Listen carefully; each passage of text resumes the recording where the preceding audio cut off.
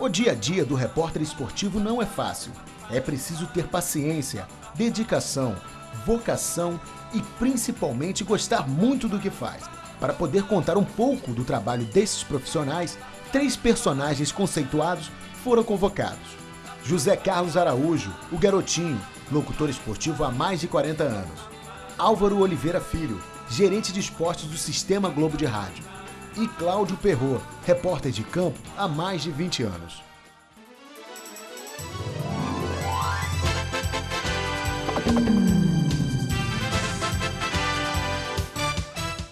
Segundo José Carlos Araújo, para você ser um bom repórter esportivo, é preciso ter mais do que uma habilitação em jornalismo.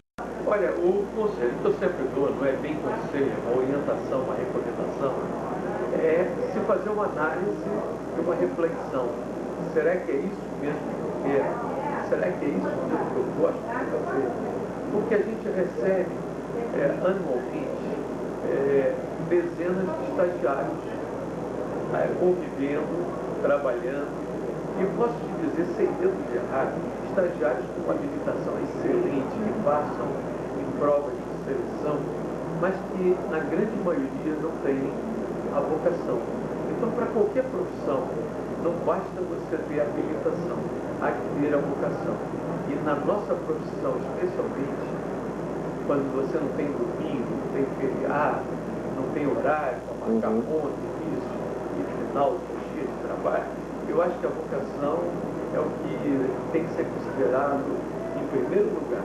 Muita gente faz jornalismo, faz marketing, faz propaganda, apenas por modismo. E por isso essa reflexão é importante para todos vocês. Para entender um pouco o trabalho do Garotinho, fomos à cabine de transmissão da Rádio Globo no Maracanã e assistimos à narração do jogo Fluminense e Botafogo pelo Campeonato Brasileiro. Acabou perdendo equilíbrio e a bola transando para Ricardo Verde. Esse é o 8º jogo em terceira mãos. Até então ele tem 5 derrotas, 2 empates. Não demorou 1 minuto para a expulsão. Olhos vidrados em campo. A atenção é fundamental. Qualquer descuido pode comprometer a narração do jogo.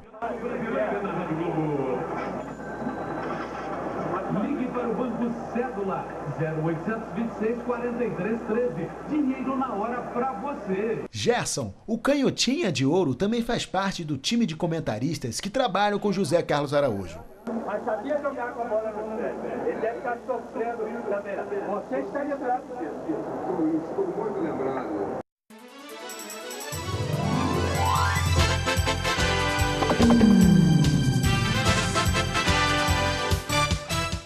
A reunião de pauta é comandada pelo Álvaro aqui no Rio de Janeiro, com os coordenadores de São Paulo e Belo Horizonte. A tecnologia facilitou o processo de integração. A reunião é feita pelo Skype, um software de comunicação através da internet. Nossa semana aqui, ela começa a ser planejada na segunda-feira, toda a nossa semana de transmissão.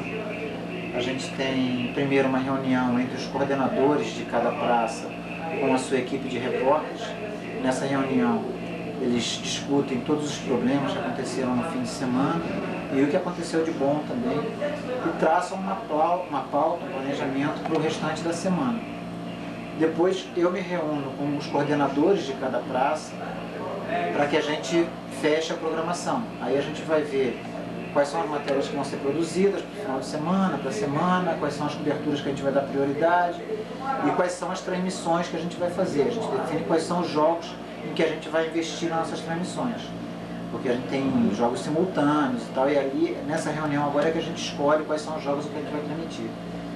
Feito isso, a gente passa essa programação para as nossas emissoras afiliadas, tanto da Rádio Globo quanto da Rádio CBN.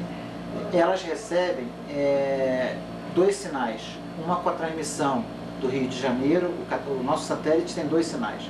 Então, num canal, eles recebem a transmissão do Rio de Janeiro, no outro canal eles recebem a transmissão de São Paulo.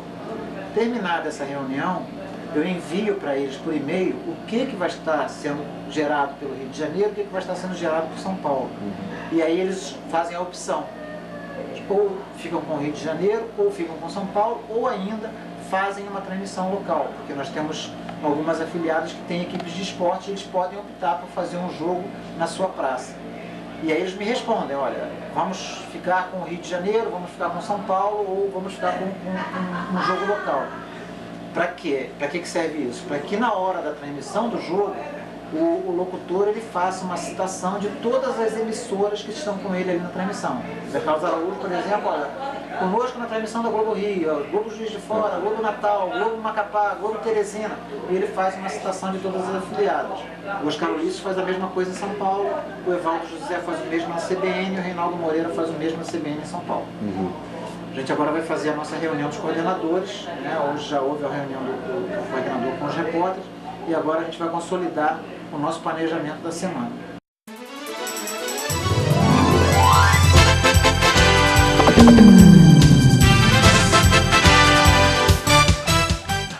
A gente hoje tem assessor de imprensa, todo jogador tem o seu assessor de imprensa pessoal e tem o assessor de imprensa do clube.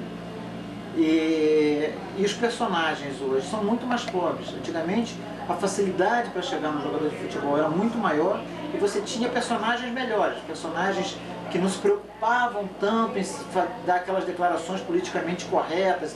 Hoje o jogador é uma pessoa quase teleguiada. Ela tem instruções do seu procurador, do seu assessor de imprensa, que não pode falar isso, não pode falar aquilo. Então, na maioria das vezes, as entrevistas são superficiais e nem sempre você consegue entrevistar aquele personagem que você gostaria, porque o assessor de imprensa do clube diz que naquele dia só pode falar fulano e cicrano. Então você não escolhe o jogador com quem você quer conversar. E o nosso maior desafio hoje é mudar o enfoque da cobertura dos clubes. Isso é uma coisa que a gente vem conversando muito sobre isso ultimamente, eu venho conversando com os repórteres sobre isso. Nós não podemos nos curvar às diretrizes traçadas pela assessoria de imprensa dos clubes. Então, temos que começar a enxergar a cobertura de um clube além do que acontece ali nas quatro linhas. Procurar pautas interessantes fora do clube que digam respeito ao clube. Então, por exemplo, se o Vasco tem um jogador que está brigando pela artilharia do Campeonato Brasileiro, vamos entrevistar o Roberto, que já foi artilheiro do campeonato. Qual é a melhor maneira para o jogador conseguir vencer? Sabe, nós tentarmos levar essa cobertura para além dos muros do clube. Eu acho que aí a gente vai conseguir melhorar um pouquinho essa nossa cobertura como ela é feita hoje. Porque do jeito que está, ela não pode continuar. No momento que eu estava na entrevista com o Álvaro, fui informado que o jornalista Perrot está nas Laranjeiras filmando o treino do Fluminense. Só que como está no final do Campeonato Brasileiro, os clubes as finais já estão decididas, poucos clubes estão treinando nesse momento. Então a gente vai agora lá, eu perdi a carona do motorista lá da Rádio Globo, mas peguei aqui o carro e estou indo direto lá para o Fluminense. Para tentar pescar alguma coisa lá do treino e bater uma conversa com o Perrot, que é o repórter esportivo, o personagem do nosso documentário. O dia a dia de um repórter esportivo é agitado, então eu estou seguindo a risca isso, sentindo na pele a agitação do repórter. Então eu perdi a carona lá porque eu estava batendo papo vendo a pauta do jornalismo, né?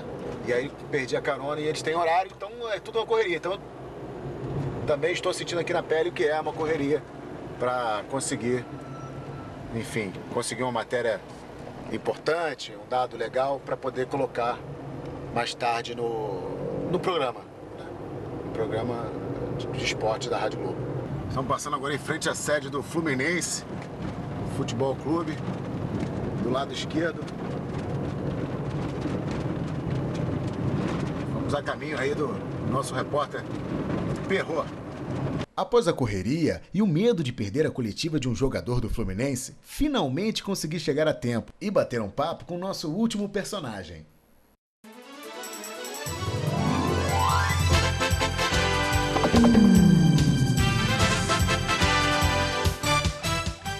Primeiro instrumento, a caneta, bloquinho para as anotações, já temos aqui duas, uma dando conta que o Real Madrid proíbe Marcelo de jogar o resto do Campeonato Brasileiro. Quero apurar hoje ainda a situação do Petkovic. Petkovic está sem jogar há quase 45 dias e eu estou curioso para saber se ele vai participar desses 2 jogos finais do Fluminense. Esse aqui também é um material indispensável.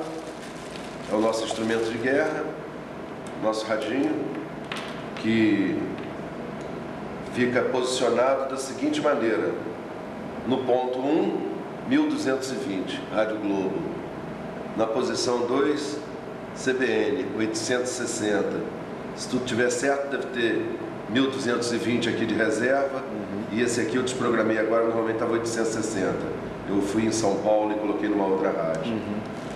Nosso rádio e o gravador, que é um Marax, um equipamento extremamente profissional e que nos dá uma série de qualidades. Eu normalmente, no dia a dia, é obrigatório o teste, né? Porque você tem que estar atento a alguns botõezinhos aqui. Se um deles estiver virado para o lado equivocado, você corre o risco de perder todo o seu trabalho. Tem que estar atento, tem que checar, antes de gravar tem que checar. E aí, eu normalmente, eu sempre canto uma música, lá, lá, lá, lá, lá, lá, lá, lá, lá, lá. Cada dia eu canto uma música diferente, lá, lá, lá, lá, lá, não vai comprometer o repórter aqui não. Então, vamos testar, né? Normalmente, eu sempre canto uma música, lá, lá, lá, lá, lá, lá, lá, lá, lá. Cada dia eu canto uma música diferente, lá, lá, lá, lá, lá, não vai comprometer o repórter aqui não. Então, vamos testar, né? Legal.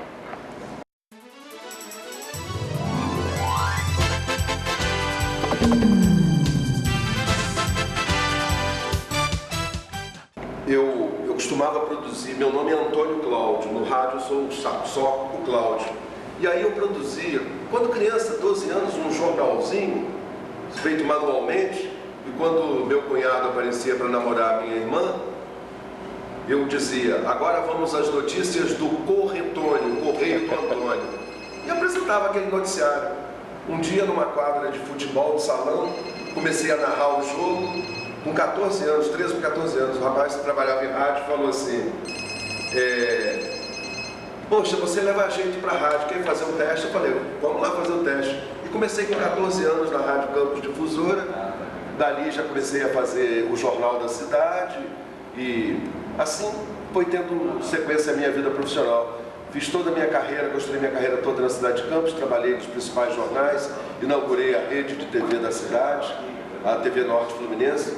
Tenho nesse meu currículo uma cobertura com o repórter Álvaro Pereira, na presença do presidente João Batista Figueiredo em Campos, matéria que foi veiculada no Jornal Nacional. Veiculei muitas matérias no Globo Esporte, porque o Americano e o Goitacás também estavam subindo para disputar o campeonato estadual. E aí vim tentar a oportunidade no Rio de Janeiro. Fiz amizade com o pessoal do Globo, trabalhei no Globo Jornal de Bairros, fui correspondente da revista Placar, tem diversas matérias assinadas, Rádio Jornal do Brasil, Rádio Tupi e agora, para meu orgulho, a Rádio Globo, que era o meu objetivo desde criança.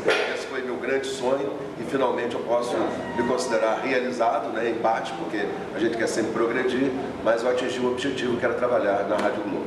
Você já teve algum furo aí, alguma coisa representativa que, por exemplo, derrubou um dirigente, uma contratação que ninguém sabia, que vinha de fora, o que foi para fora? Isso é uma constante, sabe? Tem uma situação curiosa que um dia eu tomei conhecimento da queda do Carlos Alberto Torres. Ele, na ocasião, era técnico aqui do Fluminense. E eu liguei para o Carlos Alberto Torres e ele me atendeu o celular. Eu falei, Carlos Alberto Torres, você não é mais técnico? Eu não estou sabendo de nada. Eu falei, então tome conhecimento a partir de agora. Agora, recentemente, o Joel Santana, ele veio para assumir o Flamengo. Eu recebi a notícia, eram 3 horas da manhã.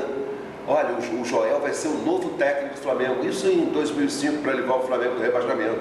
E eu mudei minha roupa, minha esposa, minha mulher falou assim, vai fazer o que na imprensa essa hora? Eu falei, vou lá. 3h30 já estava na sede da Rádio Globo, comecei a fazer os preparativos, não vendo a hora de dar 6h30. Quando deu 6h30 da manhã, eu liguei para o Joel acordou, eu não sei de nada, pô, como é que eu sou técnico do Flamengo? Eu falei, estou te falando que você é técnico do Flamengo. Ele falou, não sei de nada. E quando foi 11 horas da manhã, o Joel me ligou, olha, já que você me deu a notícia, eu estou te ligando para confirmar que eu fui convidado, mas fui confirmado às 9 horas. E tem 40 dias, hoje nós estamos no dia 20 de novembro, eu liguei 1h30 da manhã para a casa do Paulo César Guzmão para ele dizer que ele era o novo técnico do Fluminense, ele também não sabia. As pessoas ligam e falam assim, esse é o novo técnico do Fluminense, e batem.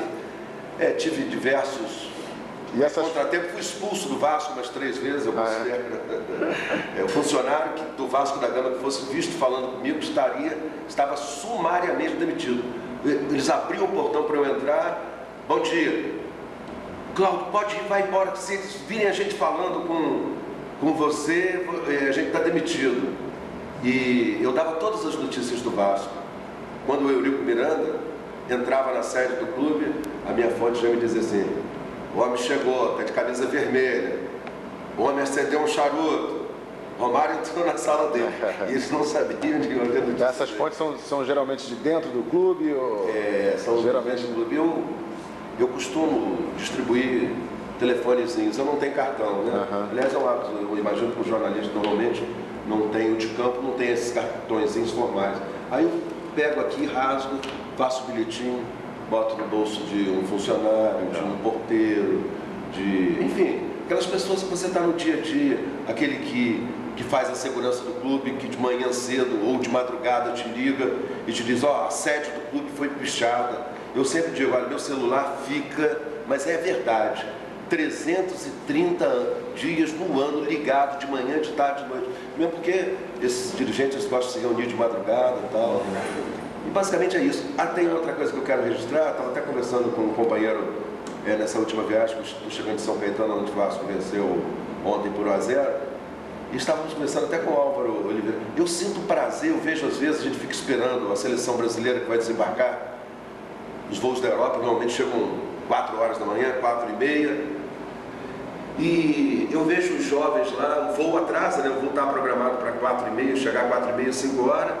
E o voo atrasa, aí 6 horas, nada. As pessoas dizendo: poxa, eu não tenho paciência para isso. Eu vibro até hoje, sabe? Tenho mais de 30 anos de profissão, adoro isso. Adoro esperar jogador no aeroporto, fazer aquele plantão. Que fica, sabe? Tudo isso aqui você fica a ver a TV, todas as TVs, todos os colegas de rádio. Você se sente assim como participando, né, dos acontecimentos. Você está fazendo a história. Eu vibro muito com isso. Vibro muito com isso. Chega o momento da coletiva e Perrot se prepara para a matéria. Agora vamos caçar as notícias, né? Tem dia que você tem que ela não vem até você precisa correr atrás. Enquanto a coletiva não começa, os repórteres escolhem imagens do treino e informações com os assessores de imprensa. Sandrinho, boa viagem. Lembram que na abertura deste documentário eu falei que o repórter esportivo tinha que ter paciência? Pois é, olha o Cláudio Perrot lá, esperando e esperando. Chega a hora da coletiva e o nosso personagem se espreme entre os microfones, câmeras e colegas de trabalho, em busca de uma novidade para passar em primeira mão aos ouvintes apaixonados por futebol.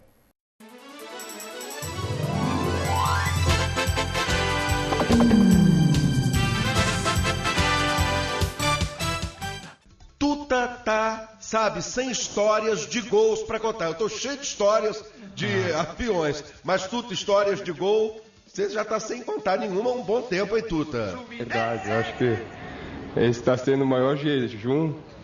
Se eu não me engano, são acho que 6 jogos ou 5 jogos que eu tô sem fazer. E é claro, também não tô tendo oportunidade. Se tivesse tendo oportunidade, eu acho que estaria muito mais chateado e não estivesse fazendo.